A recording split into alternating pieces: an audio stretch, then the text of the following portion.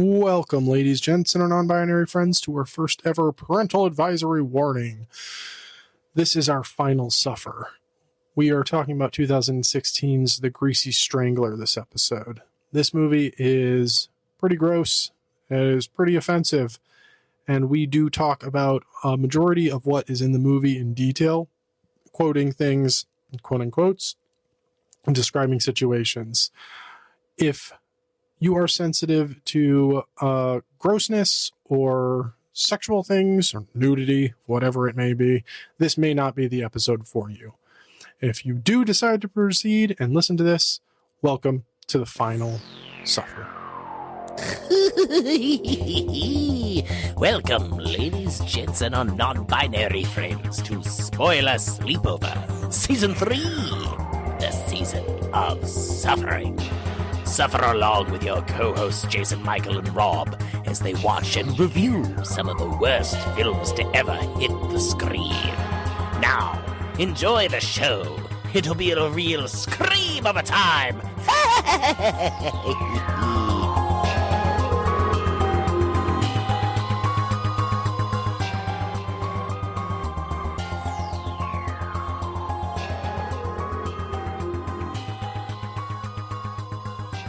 Jason Michael is a bullshit artist. Welcome back, ladies, gents, and our non-binary friends. I am introing because Jason Michael is scarred. Fucking scarred currently. I am Rob.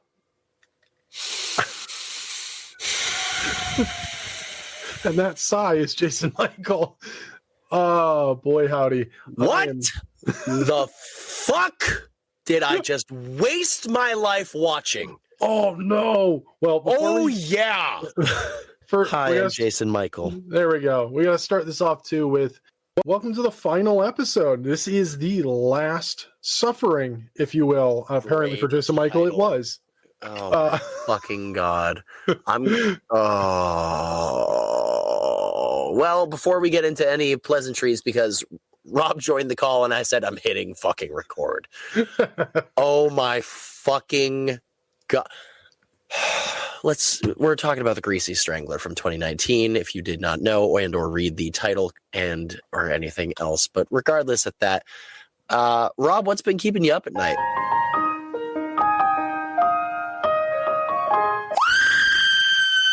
So I need to correct you before we did our openers. You said 2019. This is from 2016. I don't care. I thought I said 2016, but at the same point, I don't fucking care. What's been keeping me up at night? That's what the people want to know. So the apparently it's the final season of Shoresy dropped an entire month late. Oh, really fucking annoying because they had given us the release date and then it came and went and it didn't get dropped on Hulu. Did they ever say why? I didn't look into it. Oh. Once it hit and it was there, I stopped giving a shit. I was like, well, it's here now. That's fair all enough. that fucking matters to me. I can watch it. I mean, everything is said it was the final season, but I don't know if it's the final season. If that is the final season, what a lackluster ending. I was so disappointed. I was like, that's how you're fucking ending this shit? That's fucking dumb. So I'm hoping that they realized we can't just call it quits just yet, and they're going to move forward and give us another season or two. Would be ideal. Okay. But anyway, I also started watching Memory of a Killer, also on Hulu. I put it on at work because I was like, something senseless and mindless I don't have to pay attention to. Whoops. That was a mistake. No work got done that day. Pretty much. Well, there's not much for me to do currently at work, but fucking hell, it's great. Highly recommend.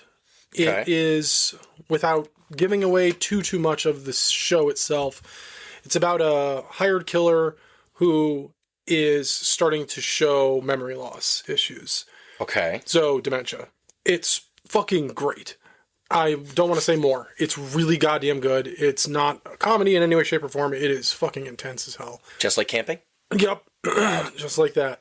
And then, Starfleet Academy. The new Star Trek show has been unbelievable. I finally have caught up. I watched the first episode when it dropped. And then haven't watched anything, and it's up to like episode like 8 now.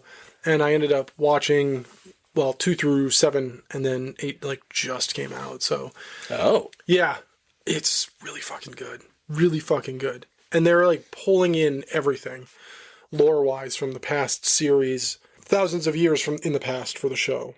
But yeah, it's really good. Yeah. So Jean-Luc Picard is in it? No. Oh. No. He's dead. His character's been dead.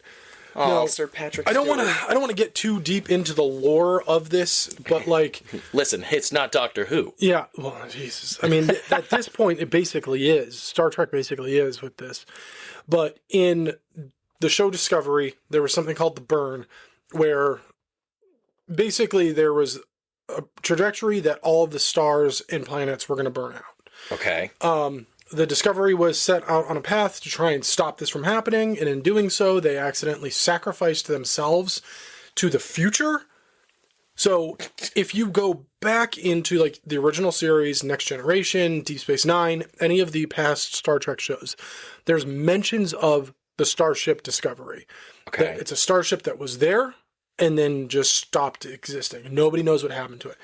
So the show explains what happened. It got sent thousands of years into the future. As you do.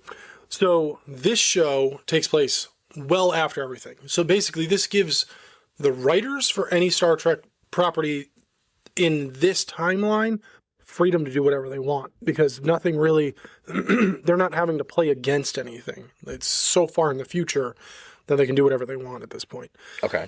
But they do bring up and bring in, they brought in a character from Deep Space Nine because he's a hologram. He's a sentient hologram. Mm-hmm. So he just doesn't die. So he's in the show, which is fucking awesome. And we got some characters from Discovery who show up, which is even cooler. They build in some lore from, it seems like it's pretty heavily based, the lore-wise, is Deep Space Nine, which is cool. It's not my favorite Trek series, but it's still really cool. Okay. I've really been enjoying it. Other than that, I want to give a quick shout out to Found TV. Not a paid ad at all. Yet. I know, right? It's the dream. But every Friday, I just binge watch found footage horror movies. So if you love found footage horror as much as I do, I highly recommend just pay the $4.99 a month so you don't have ads, because those ads run. Like, you're like 15 minutes in, you're like, here's 3 minutes of ads. Another 15 minutes. Sounds like Tubi. Yeah, it's way more annoying because they're longer ads, and it's like every 15 minutes versus like, oh, I got 30 minutes in. Oh, there's finally an ad. So yeah, sounds like Tubi. It's not a complaint, but it is a complaint. But other than that, like, Found is awesome. I highly recommend Found TV. I've watched a fuck ton. If you're looking for something fun and fucked up to watch, don't watch Human Hibachi. Those movies are terrible. What a fucking name. Yep, they're not good. I'm sorry to the creator. I know independent art is independent art, and we love to support indie art, but the acting is trash. Everything's so disjointed. It's not. Don't do it. But hibachi, you should do. Yeah, go to Hibachi. Bring your family. Hell yeah. Throw your baby on the grill. That's what's been keeping me up at night. Jason Michael, what's been keeping you up at night? I kind of don't want to go to hibachi anymore. Cooked baby. Well, of course, as we had openers the fucking movie last week, and yet there was still some shit that I forgot. That doesn't surprise me. I forgot shit myself. Yep. So, on Valentine's Day, of all days, I watched Valentine, of course, as you should listen to our episode with Chris O'Brockie talking about 2001's Valentine. But I finally watched Hard Eyes. Fuck yeah, dude. Oh, no. No. So, I didn't hate it. I thought it was great. And then towards the ending, we're going to talk about something very, very soon where I was like, oh shit, this is straight up this. And I was like, not here for it. But I mean, the kills, great. The killer, really cool.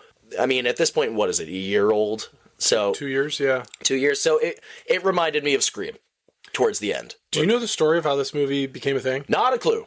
So Wes Craven had an idea. The writer was literally wrote a romantic comedy.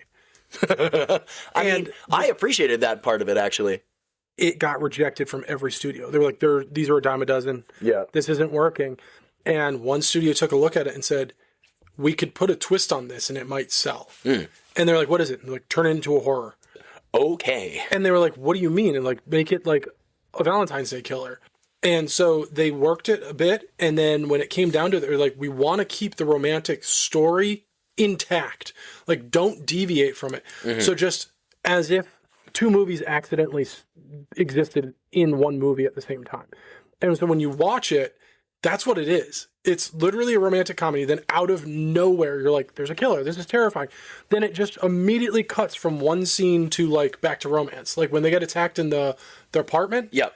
And then all of a sudden they're just like there and it's all romantic again. Like you're like, what the fuck just happened? Yeah. They even show it with the lighting. The lighting changes in the romantic scenes to the horror scenes. You go from like bright pink lighting to like horror lighting. And it happens in a single scene. I'm just remembering the vibrator that she sees and like tries to sneak away. I didn't see it at first, and then I look back at the screen, see the Hard Eyes Killer pull a fucking Michael Myers from 2018 in the closet, and then she throws it at his face. They flee, and it's just squirming around on the ground. So good.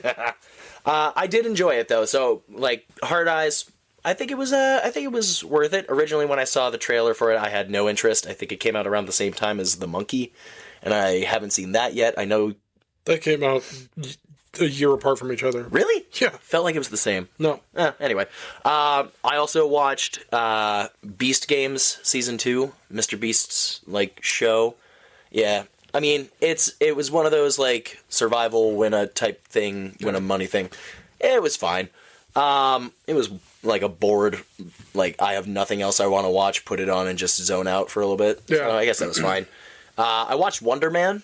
The new Marvel show. I haven't started that yet, but my mom told me it was fantastic. Not what you're expecting at all. Yeah. And that's all I'm going to say. I thoroughly enjoyed it, especially the fact that it wasn't what you were normally expecting of a Marvel show. Right. Or a Marvel property, for that matter. Again, I'm not going to say anything because I want you to experience it. I want you to have your own thoughts. And Wonder Man's great. Honestly, had no urge to watch it, and then was seeing mixed reviews, so I was like, fuck it. Again, bored. Nothing else to watch? Might as well watch it. I watched Trivium live at their Bloodstock Fest from 2025. It was specifically released on their YouTube. Downside, and everyone in the comments is tearing... We don't know if it was Trivium, we don't know if it was Bloodstock, but Alex Bent, when he left Trivium late last year, they have one specific camera angle of Alex, their drummer. Mm-hmm. And then you only see him in like the background of other shots. And it feels really weird. And apparently there was a whole drum solo cut out of it. And people are saying it's not Trivium because they're still on good terms. I personally believe that it's not Trivium. Right. I know that they've also always had their drummers as hired guns. Like they've specifically said, Matt, Corey, and Paulo are Trivium and the others are employees, which feels weird. It feels but... That's a lot of bands these days. Yeah. I actually just found out that all of the ex-members of Mushroomhead have formed their own band. Not surprised. And they're touring currently. Are they called Mushroom Stamp?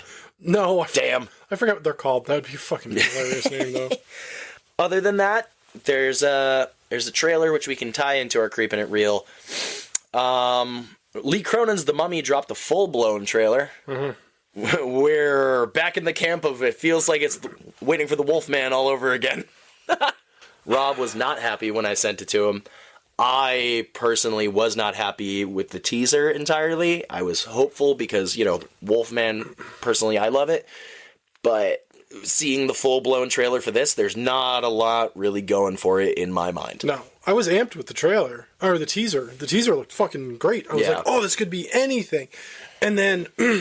I did have the thought process, and I was like, or it could be this. And then I saw the trailer, and I was like, oh, it was that. It's this. This looks like shit. This looks terrible. I'm not excited. But you know what we're still going to do? Yeah, we're going to go fucking see it. This time I think I'm going to be right, though. That's going to suck? This is going to suck. This is going to be awful. I mean... It might be a pretty movie.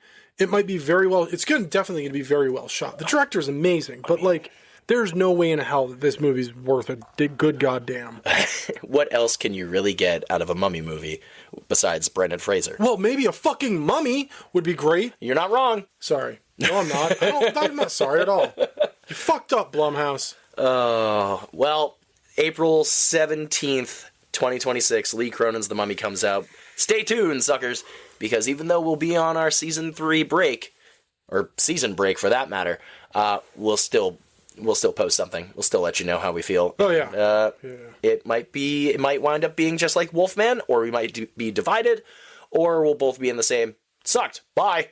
So that's what has been keeping us up at night. Please let us know if you've watched anything that we've been talking about, if you've enjoyed any of the Blumhouse possible, fingers crossed on Universal Monsters, or if you're a Trekkie and if it's Deep Space Nine for you. Well, yeah. With that being said, we have a few little bullet points, but as I'm sure you're all very aware, it's earworm time. And we have a few things to talk about before we talk about the main course of this opener segment. As you can expect, Trivium discography, I realized I haven't really listened to all of them, so I went through it all, and it's a decline.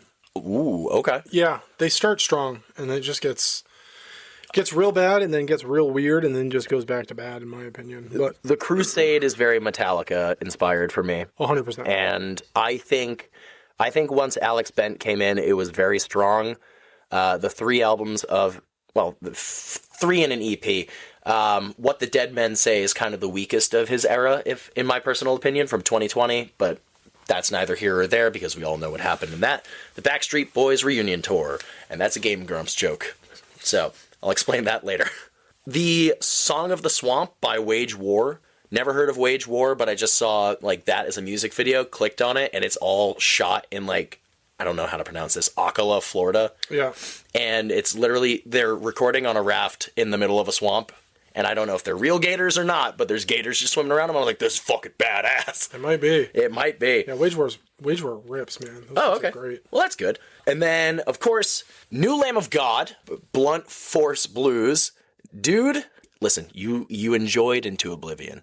There's a possibility with this one, because towards the end, when the breakdown kicks in, I had that mean mugging face of just... I think I need to... This is one of those revisits, too, because, it's like Conjuring. I didn't like Lamb of God when they first hit the scene. I was like, this is terrible. And then I've listened to a little bit here and there, and I'm like, still don't like it, but it's been years. So, Their last album, I don't think it was... Was it the self-titled one? Their self-titled one was in 2020. I think it was called Omens or something. Okay. From 22. It all sounds the same. It's an album of... It all sounds like... I love that. It's been done before, and all the songs literally sound the same, and then towards the end it's like, oh, maybe... And we kicked right back into it. That's the worst. Yeah, but Blunt Force Blues...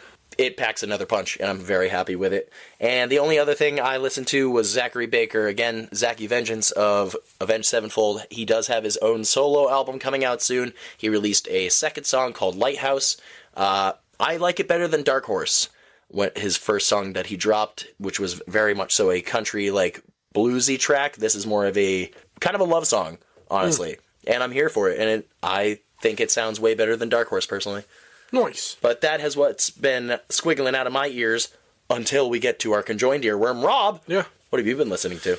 I've been listening to a lot of Arcspire, everything they have, because they're fucking fantastic. If you haven't heard Arcspire, highly recommend. It's one word. But the lead vocalist, speed metal vocals, every song is so fucking good. And they're hilarious titles. Before we get into a new album, I, out of nowhere, found out that Worm Shepherd dropped their new album. I struggle to call it an album. It's an EP. It's 2 EPs in one. So it's fucking 6 tracks long. And then there's an additional 6 tracks. It's just the instrumentals. So I was like, the album's good. I don't know who the fuck mixed it, because it sounds like the vocals were recorded underwater. Oh. If you've listened to any Worm Shepherd albums, the vocals are so crisp and so clean. They're great. They come through perfectly. You can understand what he's saying. But for some reason, this album, it's so muddled. Aside from that, musically, the album's fucking great. It's Worm Shepherd. I love those dudes. That's a great word, muddled. Yeah, that's a fun one. But it's I don't know. I'm on the fence. I've listened to it twice. It pisses me off that I can't really grasp what he's saying because the mix was so shit. Okay. But other than that, I mean, like, if I don't want to have to fucking focus and I just want something that hits hard and in my car, I'll put that on. But yeah. Cool. So yeah, that's pretty much about it. I've been listening to just the same shit, finding more noise artists and talking to a couple. And I guess I'll just announce it now. I'm working on my third full-length album right now. So Nice. this one will be really interesting, and it's a multimedia experience, so should be good. Yeah, I'm amped. This is a labor of love too. This one, I mean, they all are, but this one is a lot different. Something special. Yeah. I'm very excited about it. Nice. I'm very excited about this. But, well, you don't want to hear about this. You all want to hear us talk about Robert Zombert's newest album, The Great Satan. and I just want to start with the negative. Cut the worm in half. Just real quick. Okay. Unclean Animals is the weakest song on the album. It's the second to last song. I don't like it. I've listened to it a bunch. I've listened to the album a bunch. Yeah. And it's bland. It's boring. I get it. It's the end of the album. You can have something that packs a fucking punch, though. Right. Like, if you start first off, it's 38 minutes long, 15 songs. Yeah. Honestly, the last time I remember listening to an album, a brand new album, that was like, really, that's it? Was Korn's Requiem from 22 or 2021? I think it was 21. And I remember listening to it, and then it was done. And I was like, really? Oh, fuck. Okay. You want a really short album? The band Daughters. I think you've told me about this one. Their first, 11 minutes? Yeah, their first album, Canada Songs, is, let me give you the exact. It's been a minute since we've heard about Daughters. It's 10 songs and it's 11 minutes long. Hell yeah. That album hits so hard though. It's such a good album. I mean, all the Daughters albums are. I don't give a fuck who you are. If you think differently, you're wrong.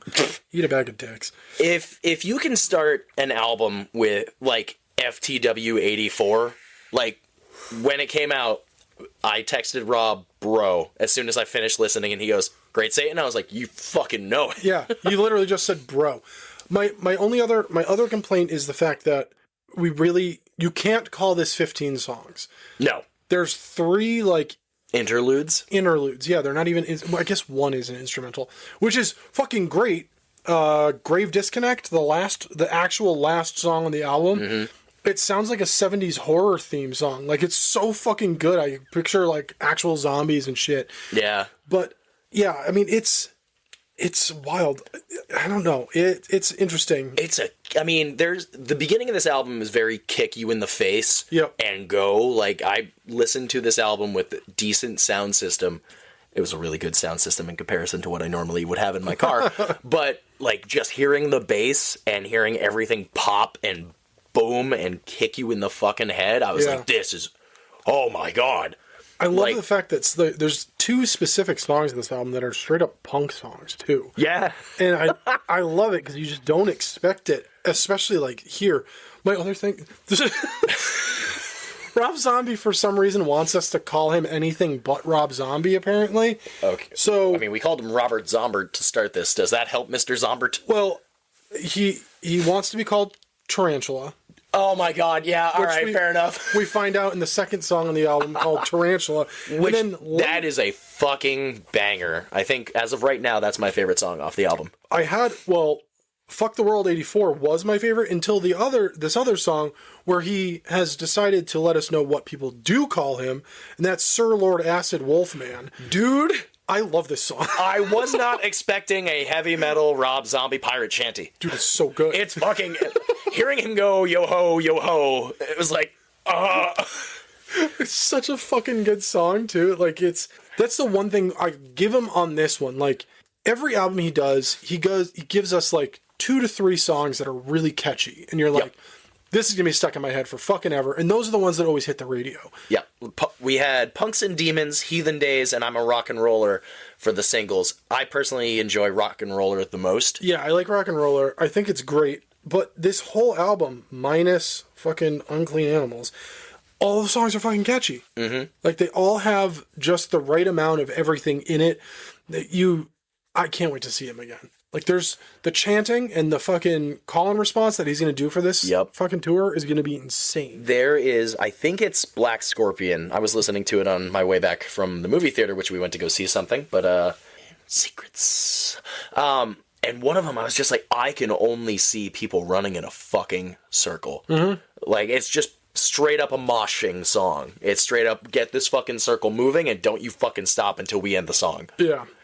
My favorite thing is, I don't remember what song it was from the Lunar Kool-Aid Eclipse Orgy, whatever the fuck it was. The last one he did. Yeah. But there was a song in there that goes Ramalama, Ramalama, Ramalama-loo, like, and then in Tarantula, out of nowhere, it's just a wop babaloo bop, a wop babaloo bop. I was like, what the fuck am I listening to? Am I starting to like swing and snap my fingers? Yeah. Like, I think the first time I heard it, I was just like, I was driving and I was just like, the fucking hell? I like looked at my radio. I was like, Start I gotta it watch again. the road. It's like, what is happening? Now I've listened to this album 8 times and Jesus. I'm singing along to all of it now. It's fun, dude. It's a good album. It's a great album. Like, I mean, it also made me realize something. I have not listened to everything he's put out. Fail. Yeah, I know. Fail! I know. Don't worry. I mean, I can't say anything about next week's openers because we're not going to have any, but it's going to be a discography listen through because personally, and again, me not having listened to everything, I can't really say much. It felt very Sinister Urgy. Yeah.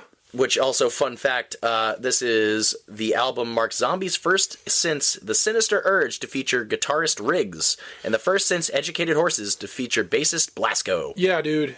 We've got we've got the return of the returns, dude. This is unbelievable. Like the lineup, I'm amped. This is having the originals back in the band too is another reason why I want to see them live. Where's John 5 now? Is he with Manson?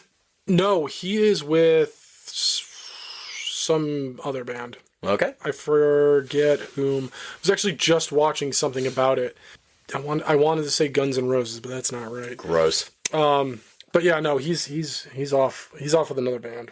Huh. Yep. Stupid, Well, in my opinion.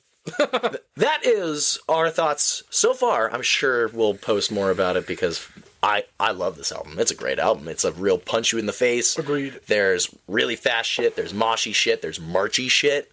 Like the stuff where and again, I think I was listening to recently Camp Nightmares episode with Chris O'Brockie about Halloween 4, and they were talking about how Rob Zombie is, in his own way, sometimes political. Mm-hmm. And it starts with, "Ladies and gentlemen, on behalf of the government of the United States of America." And as soon as I heard that, I was like, this is gonna be fun. Yeah, I'd seen the title of the song. I was like, FTW. Fuck the world. Yeah. I was like, for the win? No. And that's what pisses me off is that fucking gamer kids, you ruin everything. Don't be looking at me. FTW is fuck the world, not for the win. Fuck off and fuck yourself. Foafy. Fofi. Fofi. Fuck off and fuck yourself. Yep. Next shirt coming soon. Yeah, right. Well, oh, man. That was our thoughts on The Great Satan. Robert Zomberts, or Sir Lord Acid Wolfman. Pardon me, Sir Lord. Sir Lord. Sir Lord. Double-knighted. He should be. Should be indeed. Well, of course, we have to talk about a little bit of... And I have one for you. Okay. So, That's not a great sound. excuse the silence for a moment. Here's editing. I am Tarantula. So, during that quick little musical interlude that you just heard there, or whatever the fuck we actually put in there, I just showed Jason Michael the trailer for In a Violent Nature 2.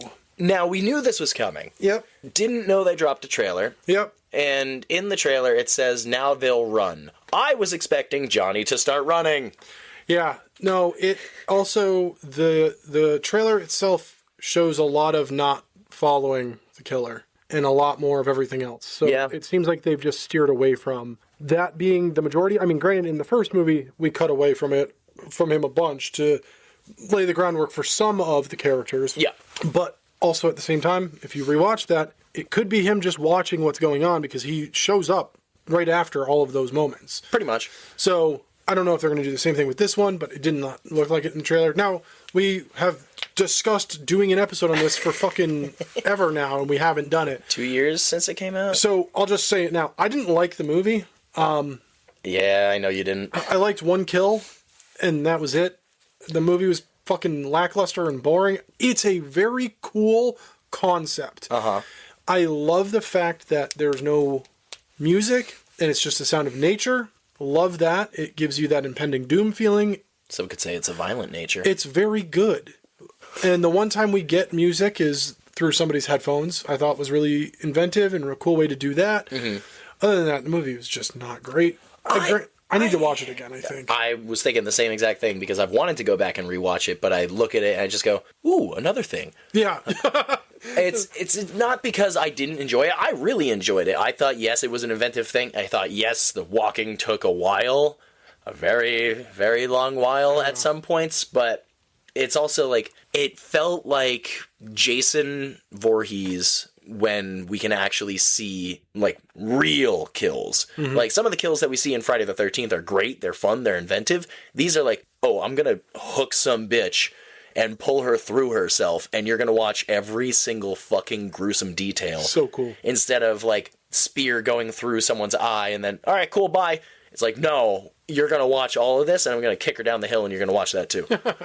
And so far from that trailer, it's very summer campy. It looks like it's setting up to be another version of a Friday the 13th type deal, which I thought the moment I saw the trailer for one, I was like, it's very Friday the 13th already. Yeah. And the straight up, he walks under the water, pulls some chick under the water. It's fucking lame, man. This is, I don't know. Give us something new. I mean, we got, Terrifier gave us new things. They give us a new thing every movie. They reinvent the fucking character who's already heavily established. Come on, 4. So, which is still being written. Yeah, I know. Which is great. Damien's taking his goddamn time. Take your fucking time, dude. That's a little secondary creeping and real is he posted something recently saying, hey, if you hear any news that's not from me, it's not real. Yeah. Don't believe anything until I say it. No one else, just me. So all the news things saying the script is done or it's written or whatever, wrong. Completely wrong. Which is wild to me, too, because there's been, like, people being like, it's coming out this date. Yep. And then they've I think it was like October 27th, 2026 was the original. And they've asked the actors from the movie, like, hey, so when's it coming out? And they've all said, we haven't shot anything yet. Damien's still writing. But no one believes them. It takes Damien coming out and writing fucking 8 paragraphs to be like, look here, you fucking twats. No. Like, you're wrong. God damn. Like, it just, I don't know. People want fast food. That's what they want. They want their shit and they want it now. And it's like, dude, good art, good shit. Pun intended. It wasn't intended, but I'm taking it. Proud of you. It takes time. And let it fucking take time. Yeah. Honestly, like, the anticipation will make it worth it at the end. Unless it's a crap product, then we waited for fucking nothing. I swear to God, Damien. But he's really taking his time with this. He is not deviating from the fact that this is the end. So that's good. I'm here for it. It's going to be bittersweet, and I personally hope there's not like years down the road he goes, well, maybe because I'm bored now. Right. I see Damien as sticking as a man of his word, and it's like, if this is the end, this is the end. If there's something else in the universe, let it be something else in the universe. If art dies, yeah, or something, I don't even know what the fuck he's gonna do. I can't even think of anything. He's trying to avoid writing himself into a corner. Okay. I mean, the best way to look at it is Adam Green. He made the Hatchet movies and then wanted to continue the Victor Crowley story without it being attached to Hatchet. So he did Victor Crowley, which was also supposed to be a trilogy. And then he fell off the fucking face of the planet. Like, no, he's not doing anything. He gave us a bunch of really good movies. Digging Up the Marrow, Frozen. Let it go. No. Every time. And then his show, Halcyon, which was amazing, also got canceled. He's gone. Everyone looks at him, they're like, oh, Adam Green, you mean the dude who did Hatchet? Like, motherfucker, he did other movies, but like, yeah, he did it to himself. Damien's such an amazing writer. He can do fucking anything he wants. And so he's just trying to separate himself from art, is what it feels like at this point. Like, yes, he created this icon, but there's more that he can do and more that he can offer us. Yep. And I'm really looking forward to seeing what his next chapter after art is. The final chapter. I hope it's not his final chapter, but like I hope he does something new. I'm sure we'll still see something from Damien Leone. What it's going to be, though, I think it will always be compared in one way, shape, or form to Terrifier. I'm not going to, because he's... Oh, I'm not saying we're going to. I think the greater masses will definitely be like... Man, fuck those masses. Yeah. Well, this isn't Terrifier. No fucking shit. That's why it's not called Damien Leone's Terrifier 5. Fuck you. Well... Of course, that has been our Creepin' It Real. Let us know what you think about In a Violent Nature. Are you excited for In a Violent Nature Part 2, Electric Nature Lou? Or are you also equally as upset that there's no Terrifier 4 coming out this year? But hey, I'm sure I'm sure Damien will make the best choices. Always. So, we have to talk about Selena's thoughts. And Selena's thoughts on last week's episode of Ouija. I'm so sorry, Selena. She wrote, Ouija, the slow-burning movie that led to nowhere. It's a dull movie that, even at an hour and a half, was still too long. The last 30 minutes were the only decent part of the movie, and not by much. Horrible performances by lead actors who definitely were there just for the paycheck. I mean, if you got fucking paid for that, they really shouldn't have gotten paid. No. Bad special effects, especially the face makeup on DZ. I don't remember who DZ was. I've repressed that fucking thing. The stitched up mouths were decent enough.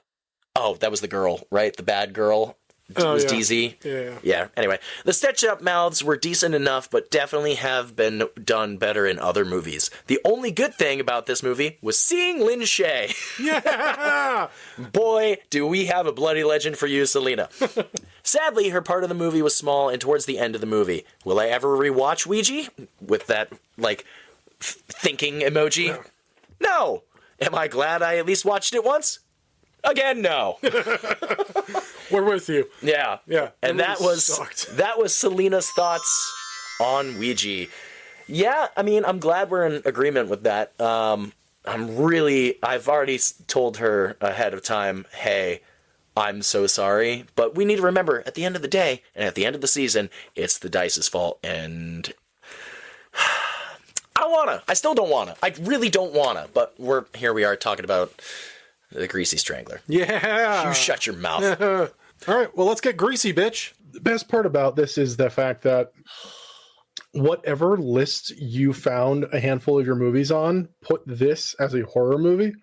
No. It's definitely not a horror movie. Not a horror movie in any way, shape, or form. To make some sort of monster/killer/slasher, but so I gave Jason Michael some homework. I'm curious to see if he actually did it. Did you do your homework before you watched this? Yes, I watched the Tim and Eric bits that you sent me.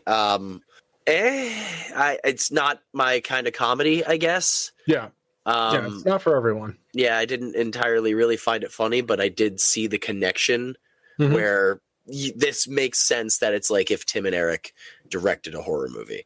Yeah, and I mean, so for those of you who've never seen Tim and Eric, I mean, I stand by. I love Tim and Eric's humor. It's just uncomfortable. It's just out there. It's really wild shit. That's what this fucking movie was. Tim and Eric did technically they didn't do a horror movie. They did a horror series. They ended up getting 2 seasons out of it. Tim and Eric's Bedtime Stories.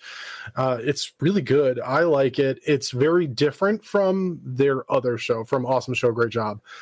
It's a lot like Greasy Strangler. So what you're saying is I'm not going to watch it. I would say I have suggested this for a few people and they were like, that was wild, but everything else sucked. In season 1, they did an episode called Angel Boy. And then season 2, they did an Angel Boy 2. Totally worth watching both of those episodes because it is out there. It is just strange. So anyways, you're gonna have to just take his word for it, Jason. All right, well, let's get into our synopsis. And this is a very interesting one. The studio put this one out, like I always read, as the first one, and this will be the, I think maybe third time I've read one where I didn't write one or find another one because the studio did a pretty damn good job with this one. Fucking wait. So, Ronnie runs a disco walking tour with his son, Braden. when a sexy woman takes the tour, it begins a competition between father and son for her love. It also signals the arrival of an oily strangler who stalks the streets at night. I love the studio, like, really leaned into, like, hey, this is a movie that's got a lot going for it. And at the end of the day, it doesn't, but it also does. I think when the dice roll got rolled, everyone could hear my excitement. I love this movie. It is weird, very weird. There's an obscene amount of fucking nudity. Are the dicks real? No, Okay, thank you. Not. At first, the very first moment where we just see Ronnie's dick as the Greasy Strangler, I was like, "Holy shit!" No, it doesn't move. It just stays there. No, it wobbles when they're fucking dancing in the disco and just hootie tootie disco cutie. Left to right, but it's like firm. Yeah, I mean Braden's is if you really look at Braden's, they're identical. His is just substantially smaller. They have like that weird, isn't even the best word for it. That weird like tip at the end. It's so fucking weird. Yeah. It's like a icing pipette. Who does he say? It looks like a long lizard tongue. I don't know. I repressed everything. Oh my god! So this movie was directed by John Hosking. It was also written by him and by Toby Harvard. The two of them have written together and separately and directed together and separately other shorts. The humor is similar. It's just very offbeat, like very strange. There's no, like, you can't pinpoint an era even. Like, that's the closest thing you can get era wise with this one is the fact that they're talking about disco, but like none of the places that they bring in the tour, the guests are locations or anything fucking happened. That is where the earth, the wind, and the fire. So Jim, the first thing I ever saw that he had done, he wrote G is for Granddad, which was the G segment for the ABCs of Death 2 movie. I don't know if you've seen either of those. Those are fucking fantastic. I think I watched the first one like maybe back in COVID, but at this point, that's a fucking fever dream. Yeah, the ABCs of Death 2 it's weird. It's like a 50-50 split. Like, one, they really leaned into it. They were like, the vowels are great. The consonants suck ass. Yeah, they were like, we can do anything we want. And they really did with one. They really leaned into it. They were just went ham. With two, some of the letters are real neutered, like almost like 80s slasher style. And then there's the other ones like G is for Granddad, where you're like, what the fucking shit? Like they get crazy. And they also like grabbed some more people from other countries for two, more so than they did with one. So you got like Germany and like Greenland, I think did there was a director from Greenland that did one. They got Japan back, of course, because those are just, they're fucking unhinged. But yeah, it was so anyways, I think it was good. I don't know. This movie, I have literally never once in my life suggested this for anyone. Like, this is not, and you never should. This is not the type of movie. It's, you know what? It's not true. I didn't suggest it. I worked with a guy years ago at one of the restaurants I worked at, and he was like, "Do you like Tim and Eric?" And I was like, "I love Tim and Eric." And he's like, "Have you watched Bedtime Stories?" And I was like, "Yes, I love Bedtime Stories." And I was like, "Have you seen The Greasy Strangler?" And he goes, "I fucking own The Greasy Strangler." I'm like, "All right, cool." That was the closest that I could ever got to suggesting the movie for someone. And the dude already owned it. Man is a psychopath. Yeah. He's probably the fucking Greasy Strangler. I love this movie. Everything about it. I love the music. It's just so, like, it's too upbeat, but it's also really creepy. It's just like the modulated voice singing who knows what the whole time.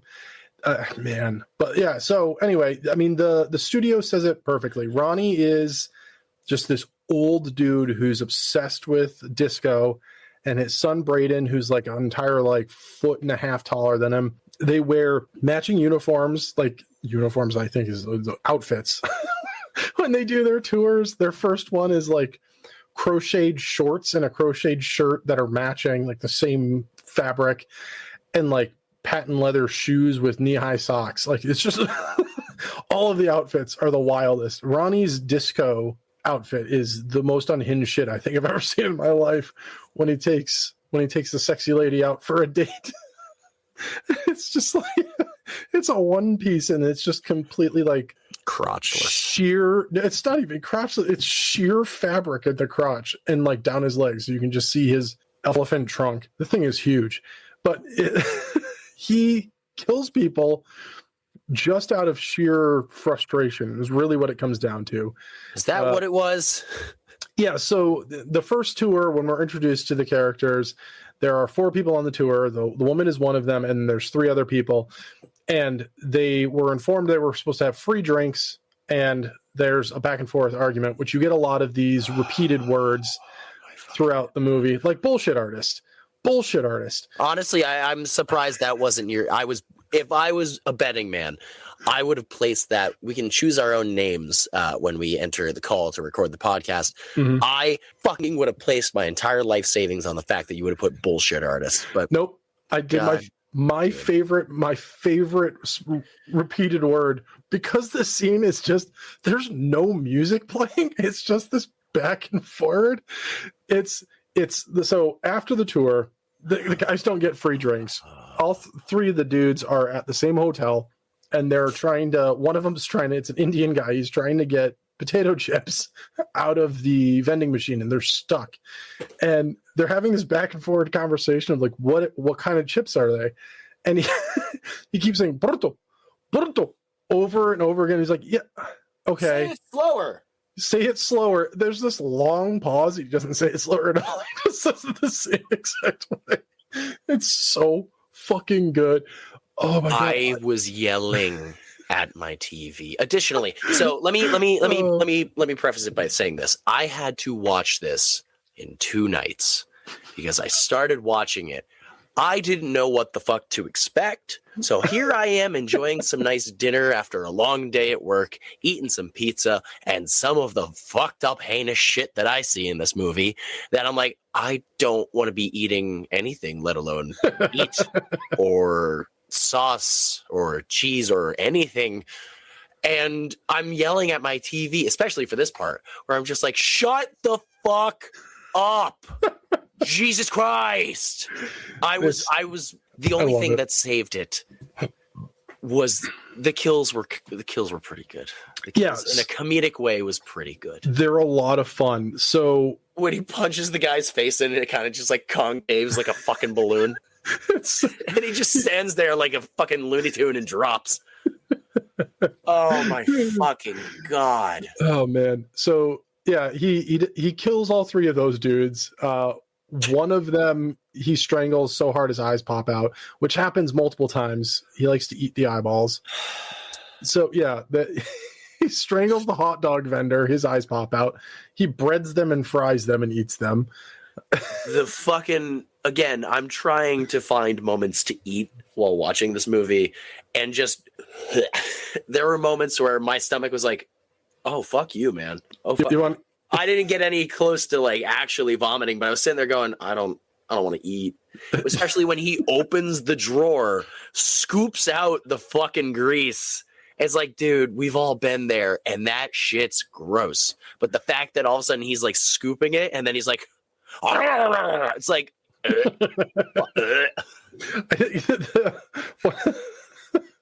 God. So, this was I've lost count amount of times that I've rewatched this movie because I really enjoy this one. This time I was eating, you'd be proud of me, I was eating fish and chips. with garlic aioli, nonetheless.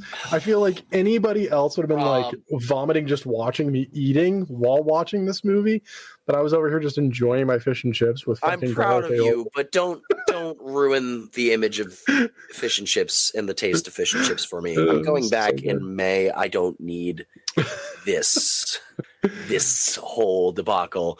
Yeah. If I sound fucking defeated, it's because I am. I'll be honest. I texted Rob when he's like, hey, send me the invite link. And I said, I'm finishing watching The Greasy Strangler. Last night, when I paused the movie because I had to pee, I was like, fuck, feels like I've watched so much of this. I was halfway through. There was still another 45 goddamn minutes. I turned off the TV and said, fuck this, nope. I was done and ready to nope the fuck out of this movie. And Oh man. I listen, it's the fucking the ending of the season, the last supper, if you will. Yep. And that's the only reason I went back and was like, fuck. But man, it didn't go any faster. Oh, dude. I honestly, there wasn't a single piece of me that was like, he's gonna love this. There was an inkling of hope that you would have been like, this was wild. What else is like this? Oh, and no, it was fucking wild, but I don't care what else is like this. Bury this in the ground. Because I have so many other movies. I'm like, oh my god, I got so many other things I can suggest for you. But Rob, I love you dearly, but keep them to yourself. Yeah. So Jesus Braden and the woman that are on the tour together, they hit it off. They go on a date and have just weird conversations. Braden talks about how he was molested by his stepdad at the ripe young age of 18. Ricky Prickles, you son of a bitch. Yep. Ricky Prickles. They go back and there's just a lot of awkward sex in this movie. No. The first time that they do it, and he's like, am I doing it right? The whole fucking time. Oh my God. I don't know if I'm doing it right. I don't know if I'm doing it. He wouldn't. I'm sitting there again. It's the repeated lines of just shut the fuck up. It's like, I don't know if I'm doing it right. Please, for the love of God. It's the shit that cracks me up. I'm just like, this is fucking ridiculous. Oh my gosh. I'm glad you enjoyed it. Hootie tootie disco. Jesus Christ. No, Janet, not with your ass.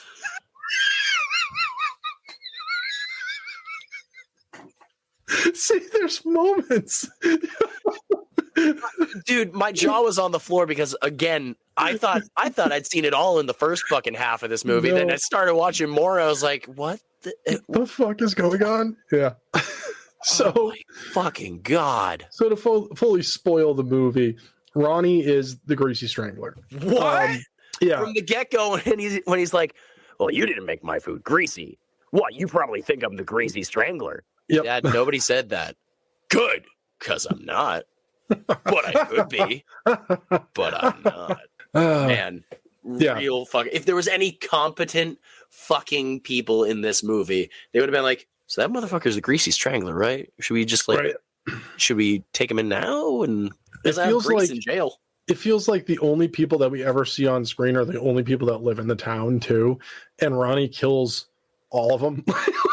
Pretty much. No, not pretty much. He kills everybody. Anybody that's ever on screen in that movie, Ronnie kills except for him and Braden. The only two people that live at the end of the movie are just the two of them. It's fucking ridiculous. Well, there's some people that were part of the tour that were like, this was stupid, and walk away. Oh, that's true. Yeah. And then there's the fucking random hillbillies with the AK-47s. I'm glad you brought that up. So I was like, I wonder if he was confused or if he picked up on what was happening. I am. Okay. So at the end of the movie, we're jumping all around this because it's just the movie's unhinged. It's fucking fantastic. You want a fucking through line? You can go watch it. Right. So the end of the movie, Braden decides to also become a Greasy Strangler. He's like, I can be a Greasy Strangler too, and he crawls into a bucket of grease. There was hope where I was sitting there going, are we about to get like Wolfman 2010? Like full blown Greasy Strangler fight? No. He shows up. Sorry, go on, and then we'll talk about that fucking what the fuck.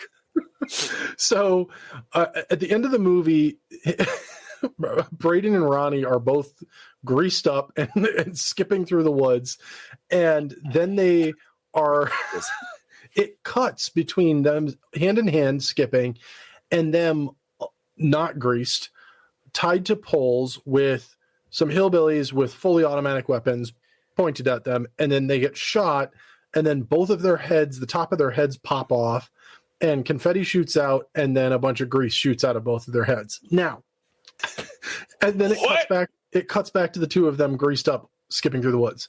You don't catch me. For a movie that is so just out of nowhere, like just the weirdest, most unhinged shit, this is the only bit of like symbolism that exists in the movie.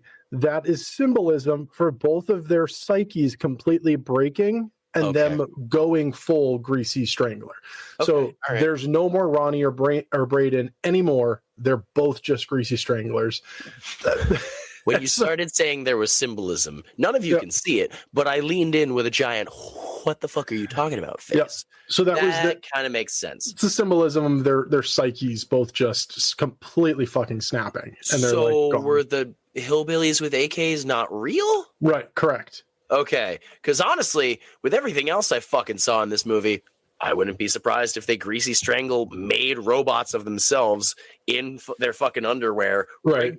Blow with confetti and fucking oil the moment they got lit up. So it's one of those. It's also like there's another level of symbolism within that because both of them are such big fans of disco and hillbillies generally like country, and there was an era where a few disco artists went country. There's also like the whole country had like this huge boom right at the time where disco was starting to fall out and it became like the new thing. So disco clubs were turning into like country bars. And so there's another layer to it that's just kind of fucking weird as well, like the rest of the movie, because disco really isn't like... Disco never dies. Yeah, but it's also not like the forefront of the movie. It's mentioned quite a bit. Yeah. I mean, we get 3 or 4 tour shots, and then we get like the mentions. And so bring rewind. Me disco dancing Big Ronnie. Yep. So that's where I was going with this. So after Ronnie gets all greased up and goes and kills somebody, the only way he cleans himself off is by walking through a car wash. And we get the same 2 shots every single time. Is him standing there getting whipped by the spinning belts, just screaming. The only moment I laughed is just press it on, turn it on. Ah!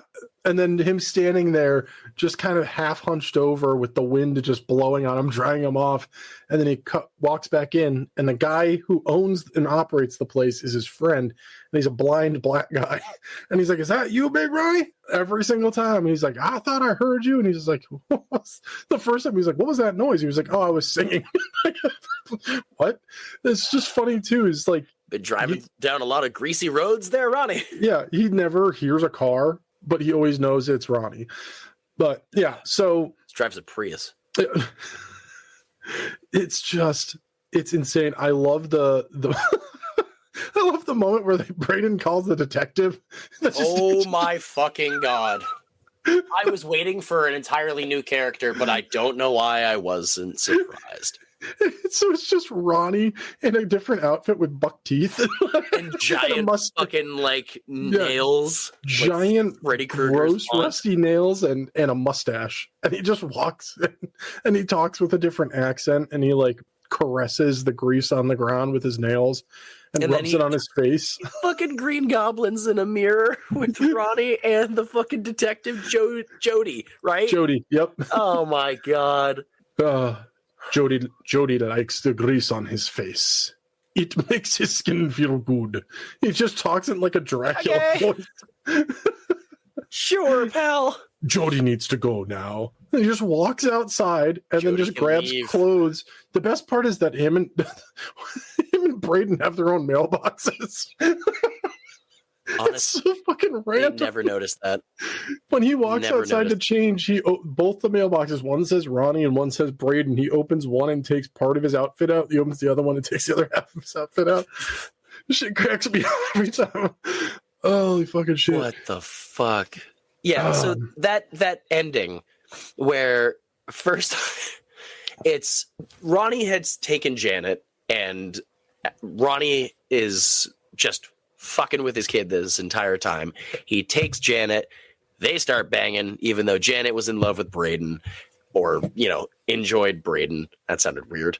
But basically, Braden finds a way to win her back, and then Ronnie's like, "Oh, you son of a bitch, you bullshit artist." And then he's under their bed as they're talking about, "Hey, we should go get married," and whatever. And he crawls out, and it's like the longest Ronnie, no, kind of scene where it's like, I see white hair, Yeah. I see an elephant dick, I don't, Ronnie! And then they do the whole fucking Hootie Tootie Disco Queen. I honestly wanted to say Tootie fucking Fruity, but I know that's way better. And he leaves. He leaves, and they're like, all right, we should go. And then he just comes back in as the Greasy Strangler, just like backhands Braden and takes off. And it's like, it sounded like he actually fucking whacked him. Damn. I love the delayed, like, it's such a soft slap noise too that they put in there, and then he slowly falls back, and then he like takes a beat. He glances at the camera and then just like falls backwards into the bed. I was just like, this is so fucking good. It's just the timing, comedic timing, dude. I don't know this. Braden goes out into the hallway following the greasy footsteps, which there's no greasy footsteps leaving the house, just the greasy footsteps from the giant tub of grease. Mm-hmm. Which then Braden climbs inside of and becomes his own Greasy Strangler. I was like, oh shit, full-blown Greasy Strangler too. No, he runs into the movie theater that they were in earlier, and Janet's being strangled, and then Braden runs up, starts strangling her too. I'm like, no, idiot, that one, wrong guy. And Ronnie's like, Arr. And he's like, Arr. Her fucking eyes pop out. I'm like, what the fuck? What the fuck, Richard? It's so good, and then man. Sit back and enjoy eyeballs together. Yeah, father-son bonding moments. God damn it! I'm so defeated. I don't even know what to do. Honestly, there was a part that got me real worried when we're talking about eyeballs popping out and the hot dog man. I thought we were about to get way more than we were about to bargain for. The moment he pulls down his pants, sits on his shitter in his little Airstream, and then Ronnie sneaks up behind him. I'm like, we're gonna see like shit flying out the ass right now, aren't we? Thank God, no, because I don't want to see my pizza again. And he just breads the eyeballs and deep fries them in grease and enjoys those nice eyeballs. They're delicious, I'm sure. You shut your mouth. God damn. Oh, geez, Louise. Yeah. So, I mean, there's so much about this movie visually that is disturbing. So I guess in some way, I can see why this would fall into the horror genre. I mean, also the fact that there's a bunch of murders, but all of it is done so just slapstick weirdly that it's hard for me to be like, yes, this is full blown a horror movie, but there has to be a subgenre name for whatever this specifically is. I got worried because I think, and this is might drop Rob's jaw on the floor. I've only ever seen The Toxic Avenger, so that's the only trauma I believe I've ever seen. All right, well, it didn't drop his jaw on the floor, but he's disappointed in me. I'm more or less confused. You never seen Thanksgiving? Nope, that's a lie. Okay, I have seen Thanksgiving. So part of me was pretty sure we talked about this before. I'm like, you've seen Thanksgiving. Honestly, I've also repressed that. But Cannibal the Musical? Okay, all right. So I've seen way more than I thought. Yeah, okay. I was like, there's a bunch of movies we've talked about. You're a bullshit artist, is what you're telling me. Bullshit artist. Horse shit artist. Rat shit, cat shit, lion shit. Fucking and the fact that he just kept coming back, he starts walking away. It's like, I call bullshit. Oh, for fuck's sake. You're a bullshit artist, dude. My favorite part, for fuck's sake, Brady. My favorite part of that argument is she spells it out. BULLSHIT. Different word. AST. Bullshit artist. I was so worried because when he started talking about how he and Janet had sex, and then he's like, no, that's not true. And he goes, you smell that? I was like, oh, great. Because we've had so much other vulgar shit in this movie where it's talking about shooting thick ropes of cum all over people with Michael Jackson. I'm sitting there going, this is really milky, hot cum. And it's like, what the fuck is going on? I was spraying girls with their milky hot cum. Yeah, and he's sitting there going for like a minute. I'm like, great. this is gonna wind up in just your girlfriend's pussy joke, and then it's just bullshit artist. I was like, great. I'm glad I spent a goddamn minute of my life waiting for this joke that I've heard the first fucking line in the movie. It's fantastic. I don't even know what I was talking about. Oh yeah, the fact that it's like, I don't know if this is trauma. When the Timpson Films logo kicks in the very beginning, where it's just a body, and then you hear, and it's intestines being farted or sharted out of the corpse. It's like, what movie am I about to fucking watch? A good one. I was so worried. Whereas, like, I thought this may have been some form of trauma, and I was like, if this is what trauma is, dude, I don't know if I want to dive deeper into it. There was so much in this movie where I was like, Timpson Films have done, so they did the ABCs of Death. They did both of those. Great. They're one of the production companies on there. They also did Turbo Kid. I don't know if you've ever seen that one. That is a fuck ton of fun. They also did Rob, I'm gonna be completely honest, you're not selling me on anything after this fucking movie if you compare it to this movie. It's not I'm not comparing it. I'm just saying it's a good movie by the same production company. They also did Come to Daddy with Elijah Wood. I don't know if you've seen that one. That one is... Was that recent? Oh, recent. Yeah, 2019. Damn. Yeah, so recent. They also did Deathgasm from 2015. If you haven't seen that, you're doing yourself a disjustice. Deathgasm is fucking fantastic. They've done a bunch of... Their whole thing is like offbeat. They like offbeat horror. Like that production company is... They did that. I mean, they even did a fucking... I call it... It's like the female version... why am I forgetting the name of the movie? Superbad. Female Superbad. Bookworm. They did that movie as well, which is not a horror movie at all. It's just imagine Superbad, but it's two girls are the lead characters. Is there a female McLovin? Kind of. I mean, it's more. The characters are more like both like different kind of versions of Napoleon Dynamite, I guess is the best way to put it. It's like that sort of offbeat comedy. I enjoyed it for what it was. Like I went into it and I was like, I'm pretty sure I'm able to shut my brain off for this one. And I watched it and I laughed a whole bunch and my brain was not on once. And I was like, that was fun, Walk. I'm probably never going to watch it again, but it was at least entertaining. But out of they haven't produced a ton of movies. I think like 9 movies total, but out of them, I highly recommend Deathgasm. Turbo Kid is so much fun. You can recommend them all you want. Come to Daddy is just psychological thriller through and through. The whole time you're just like, what the fuck is going on? This is it bad that I thought cum was spelled C-U-M after this movie? Yeah, this movie will destroy you for a little while. At least you're the way you think.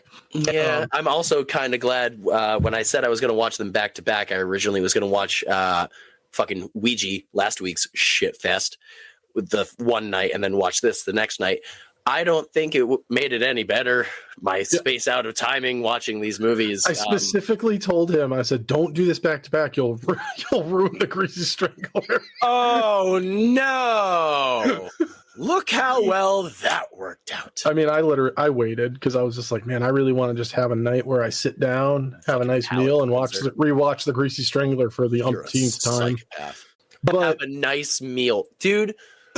Every fucking time it's not greasy enough. The fucking Oinker. What? Thank you. Fuck. I wanted to go back to Oinker. So no clue.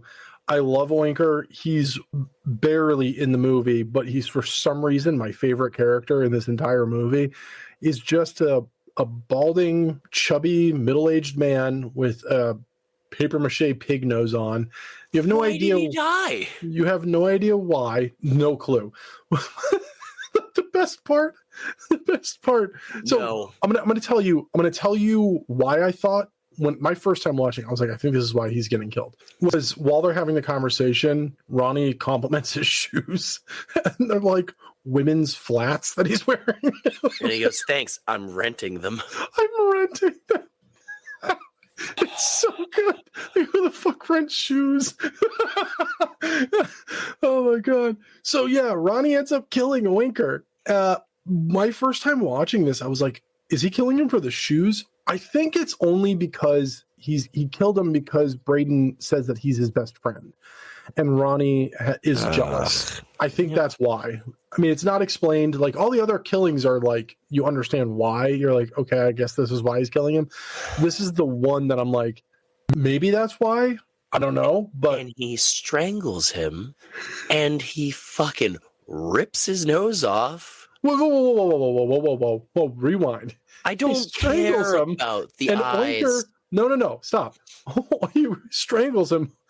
Oinker's like, I'm dying. Oh my God, is this what dying is? And then he goes, oh.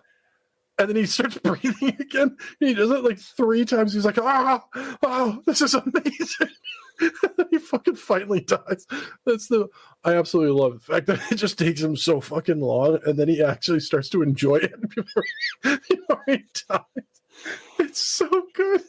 Oh my God. Yeah, so then he takes his nose off, his pig nose off, and we see that the reason Oinker wears the pig nose is because he doesn't have a nose. And so the Greasy Strangler slides his finger inside his open nose hole. I was okay with that, but it was the chunky, waxy, bloody red, nose-covered finger, and he looks at it and goes, "Hum?" And I was like, Pops it into his mouth and tastes it. And just honestly describing that and me actually putting my finger in my mouth, there was a brief moment where he was like, hey, man, hey, whoa now. This will be a video podcast, and it will be taken down. Yeah, right. Not this one. This one won't be on video. You guys have to wait for that. Yeah, fun fact, we're actually both fully greased up right now. Yeah. Sliding around in my chair. Oh, so we got off topic. Patreon, baby. I had wanted to say I like so much practical is used in this. So much. Because, like, why wouldn't you use practical? There's no reason to really do any CGI. I mean, the heads popping off was more like, I don't even know. It was like cut and paste. It was fucking wild. Like, they did it in like PowerPoint. It's so good. Fucking the goddamn car wash guy. He grabs a saw and saws his fucking head off after strangling him, plays basketball and misses. Hits the rim. And then he's like, oh, well, fucking night over, I guess. Yep. But the greasy strangler look is a suit. Like, it's something he's wearing. It's supposed to be him naked. And that cracks me up every time, because when he's walking, every once in a while, the suit like unsticks from parts of his body and it just kind of like folds weirdly. He doesn't have an ass. No, there's no ass. And he's freaking old as hell. Like the beginning of the movie where he just throws his legs over his head and farts at Braden. God. Then the description of he's like, he tried to impress me with a fart once. I was like, were we talking about the beginning of the movie? Then he farts, shoots a brown shit that looks like a brown finger out. It does a loop-de-loop at the wall, lands on the ground like it's pointing at me. We should have put a fucking warning at the beginning of this. I mean, my warning was basically me saying, shut the fuck up, I don't want to talk about it. But oh, man. God. Yeah. I am starting to get a headache thinking about this. At this point, you've probably already heard a warning at the beginning of this episode. I think this will be probably the first time we've ever had to put a warning at the beginning of the episode. But the descriptors itself are horrendous. Yeah, there'll be a warning at the beginning of this episode. At this point in time, you've already heard it, and you're like, "Why are you telling us now? We've already heard it." Well, we can also give you a warning at the end of Ouija, like we did. Just hey. True. Oh, man. Before you go watching this movie, be warned.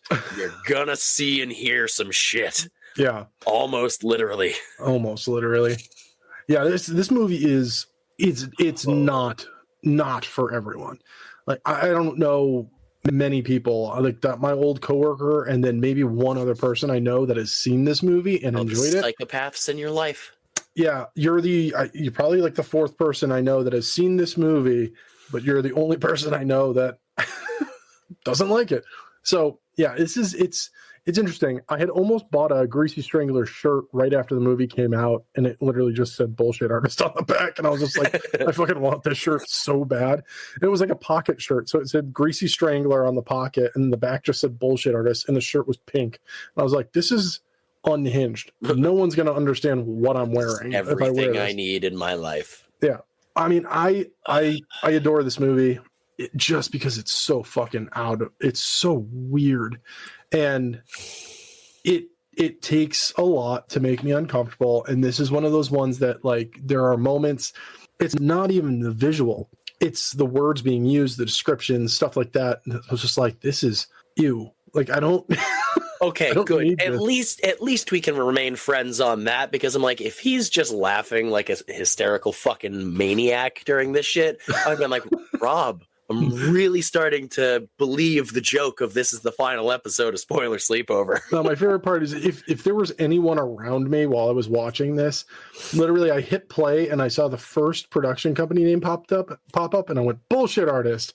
And I was like, if anyone else was here, they'd be like, what? If they had never seen it before.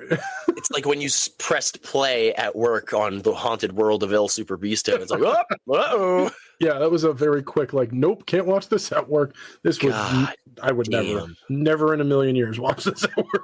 You're backed into a corner with your laptop looking around like, anybody watching me? Is there a camera right above me? Immediately fired. Yep. Yeah, no. We have your internet search history, and it's the Greasy Strangler. Yeah. Oh, fuck. So, I mean, we've bounced all over this movie. We've explained the ending. The ending of the movie, Braden and Ronnie live. And yeah, that's the end of 2016's The Greasy Strangler. It's unhinged. I'm not going to tell anyone to go watch this. And I love this movie. This is not for everyone. If you are a fan, here, I'll put it this way. This is the easiest way to know if this movie's for you. If you've ever seen and love Pink Flamingos by John Waters, and you have not seen The Greasy Strangler, go watch it. You'll love it.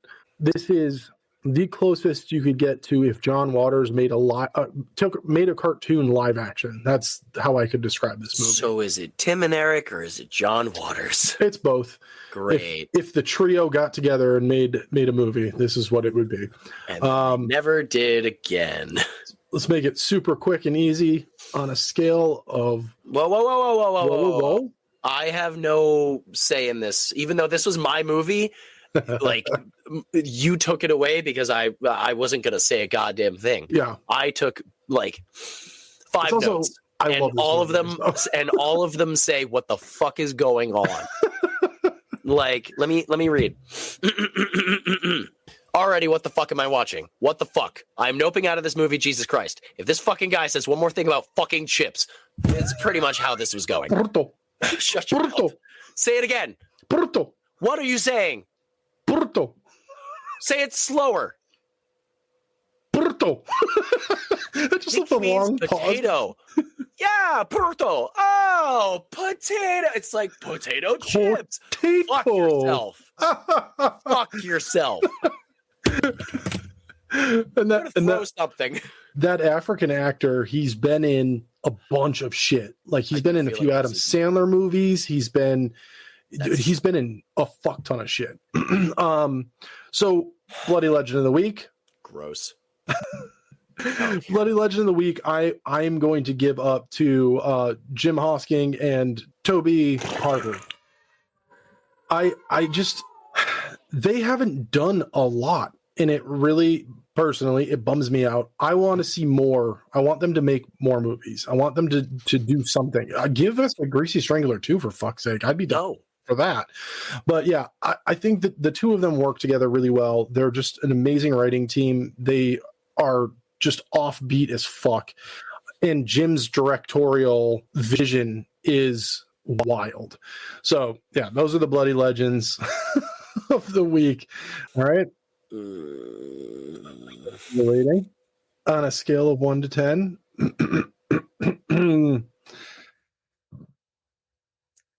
I'm not going to do this to you. That's just mean. Just say it. Make it easy. Just on a scale of 1 to 10, what do you give The Greasy Strangler from 2006? Were you going to say bullshit artist, or were you going to talk about his time with Michael Jackson and John Travolta banging sluts? Yeah, that's what I fucking thought. Yeah. Honestly, I was ready to give this a negative 5,872, but in a real world scale that we like to use here, Rob, I will be giving it a 1. The Whoa. only reason, yeah, I know, You laughed a shocking, few right? times? No, I Oh. laughed once, and it was the fucking times he was in the goddamn thing. Not even where he's walking down the street after the disco, and then a spotlight shows up. That was so love Naked that Gun, moment. and I was like, "What the fuck?" Again, it wasn't funny. It was just me going, "Okay." The light just shuts off and he looks confused for a second and Yeah. walking. Honestly, the one, like, I was ready to write this movie off, and then the moment somebody finally died in it, I was like, okay, all right, that wasn't bad. Like, head shoved through the vending machine. Okay. Face punched turned into like a deflated balloon. I was like, all right. Then strangling eyes pop. I was like, okay, maybe there's hope for this movie. There's not, but maybe. So I'll give it a 1, and I'm not going to change my answer. However, the fact that I gave it a 1 and I've given some other fucking movies I'd rather watch a 0 in this goddamn season, fuck, what does that say about me? Anyway, scale of 1 to 10, banging sluts on John Travolta's yacht in New Orleans with Michael Jackson shooting hot, milky ropes of... I'm so sorry. Rob, go ahead. I had to stop myself from saying it. It's an 8 for me. You disgust me. It's an 8. I mean, the way I just praised this movie, you would have been like, why isn't it a 10? It's an 8 just because this isn't like a 10 worthy movie. 10 worthy movies are movies that like the credits could be rolling and I'd be like, again. This is not one of those movies where I'm like, it was over and I was like, I'll see you again in a year or two. Like, this couldn't have hit the power button fast enough. Not only because we had to record, but also at the same point. I was like, come on. They're shoving spears in our face and power. Cool. All right, we're good. Yeah. I just, I like this. It's my offbeat brand of humor. I like just weird shit. And this hits every note for me. I really enjoy it. I find it humorous. I find it gross. I also see the art in it. There's some real interesting costume designs and the music. I fucking love the music. The music is just fucking chef's kiss on top of all of this. Chef's greasy sausage kiss right on top. Yeah. But normally this would be the time where we would say, hey.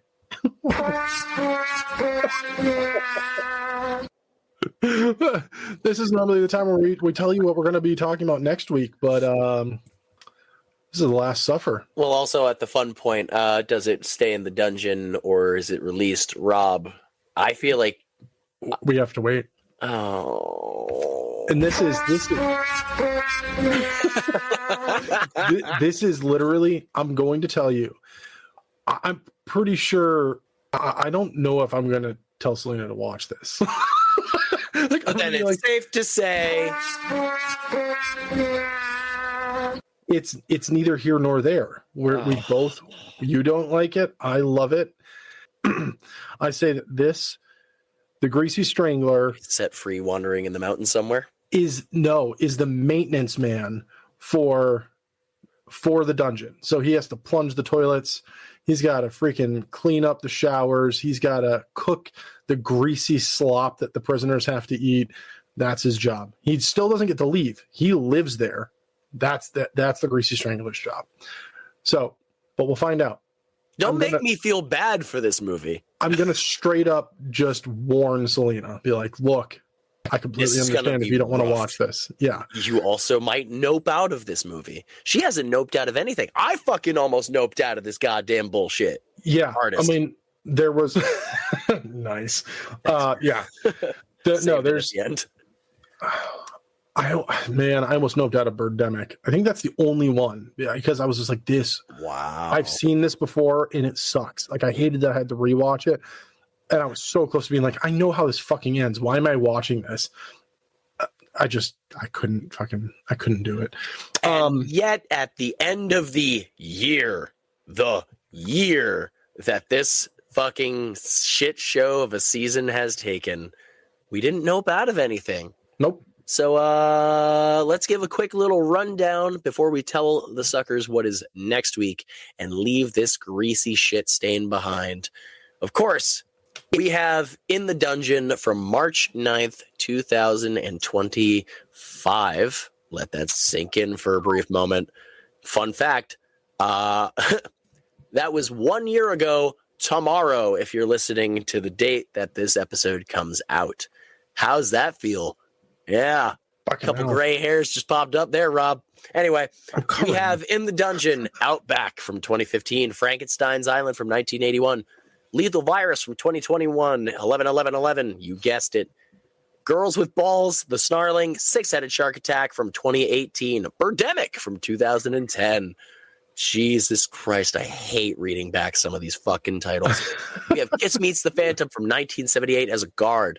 We have Alien Convergence from 2017, Don't Speak About This Fucking Movie from 2020, Terror from 2024, Mouse Crap from 2020. Oh my fucking God, it gets worse. Meat Cleaver Massacre from 1977. It's getting worse. Pet Cemetery from 2019. Ugh. Yeah, and wait for it, Ouija from 2014. But of course, we have more than we were expecting. Running free, frolicking in the mountains, maybe pointing stick spears at us. Who knows? We have Best Ben from 2016, Itsy Bestie from 2019. I'm going to put this in a little bit of a... Itsy Bestie came out on April 20th, 2025. January 18th, 2026, The Best Nun from 2018. And then, of course, Nice Swim from 2024. All out flying freely about in the fields, whatever the fuck you want to call it. This movie fucking defeated me. So, Rob, because we don't have any more dice rolls, thank fuck. Because fuck. What are we doing next week? And for an unfortunate note, the season 3 finale. Yep. So next week we are, next week will be our actual finale. We are going to run back through our movies. We're gonna literally go back through them and see, hey, did either of us rewatch any of these movies? Has any of these movies been, since the earlier ones, been way worse that we want to release some of the earlier ones from the dungeon? But we're going to run back through those. And the most exciting part of it all, as we normally do, we are going to reveal the big reveal, the theme for season 4. Please be better than season 3. Please be better than season 3. So much better. There's no dice rolls involved. Oh, thank fuck. The theme is a lot of fun. This is going to be awesome. You are going to hear guests regularly. Fucking finally, we've worked this out to the point where, like, this has given us a lot of freedom. We're also going to have a lot of fun. We can't wait for you to hear what it is. Oh, man. There's also a fun announcement for Patreon. If you can't get enough of this bullshit, artist, then just wait until next week, because boy howdy, you psychopaths, you've got something wonderful coming your way to Patreon. Sure do. Well, you know what? What? We can announce it. Oh, fine. So the beginning of this journey, Jason, Michael, and I wrote 2 lists. We both picked 20 movies. We said we're only going to cover 20 movies, being 10 from each list. So the dice roll picked those movies. So there are 20 movies from those lists that were not selected by the dice. There are some real fuck ups there. There are. You have 2 on your list that I do not want to fucking see, that I've never seen. Yeah. There was a point in this movie I in the Greasy Strangler where I was sitting there going, I'd rather be watching this one, and you know exactly which one it is. I do, and that's mean. And it is very mean, but then I came to the realization, I don't want to watch either of them, but I watched the Greasy Strangler. Anyway. So Patreon, you get what we are going to be calling season 1.5 of The Suffering. Season 3.5? 3.5, yeah, sorry, 3.5. 3.5 of The Suffering. So if you're subscribed to Patreon, you get to hear episodes on the other 20 movies that we did not discuss here. It's the sloppy suffering seconds. Yep. It's going to be so greasy. It's going to be so greasy. I fucking hate you. So greasy. I hate you. And you get to watch us also. Are we gonna do the rest of the 20? Oh yeah. Oh, feeling it. Fuck. So it'll be Patreon style. Roll the 10-sided dice. Yay!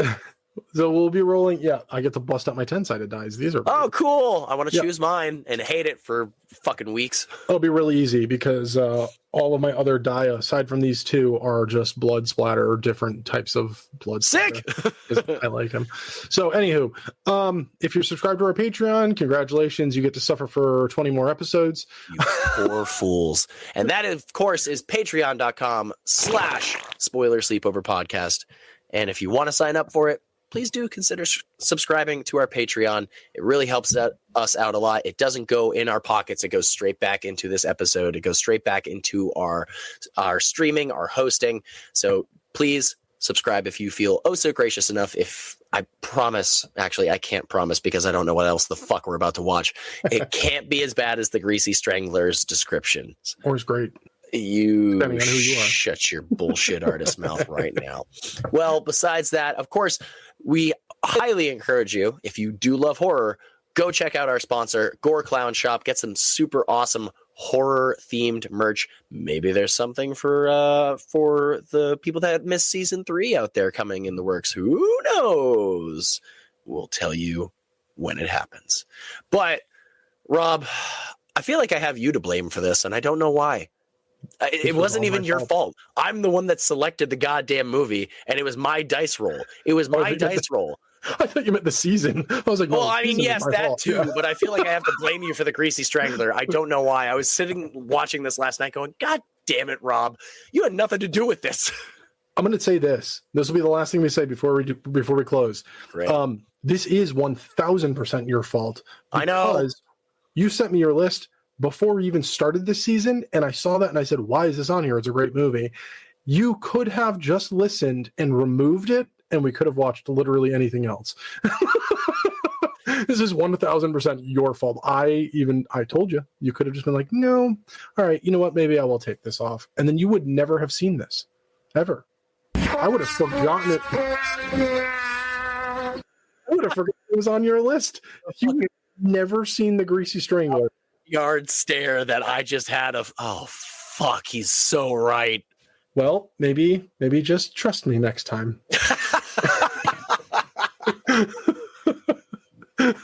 You know, you're right. And that's what we learned at the end of season 3, to trust our friendships. Now, before we do send off the last suffer, again, stay tuned for the actual season 3 finale next week, where we give you a quick little recap, and maybe some of them will earn parole. We'll find out. Yeah, parole. I like that.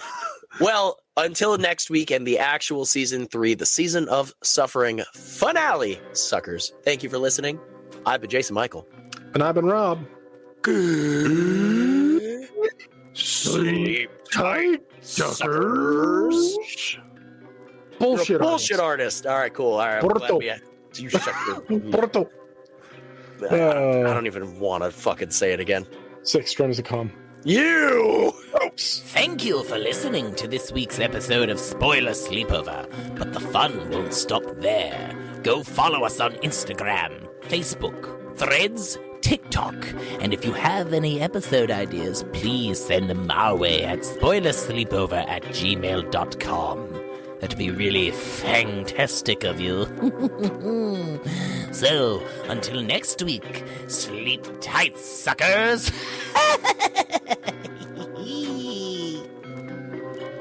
Spoiler Sleepover is sponsored by Gore Clown Shop. Do you love all things horror? Books? Movies? Podcasts? Of course you do. Well, come on down to goreclown.com. Original artwork by an indie horror fan for indie horror fans. Use code SLEEPOVER at checkout to save 15% on your whole purchase. Oh, and did we mention? Gore Clown is the only place to get official Spoiler Sleepover merch. So don't forget to use Sleepover to save 15%. Stay indie, suckers.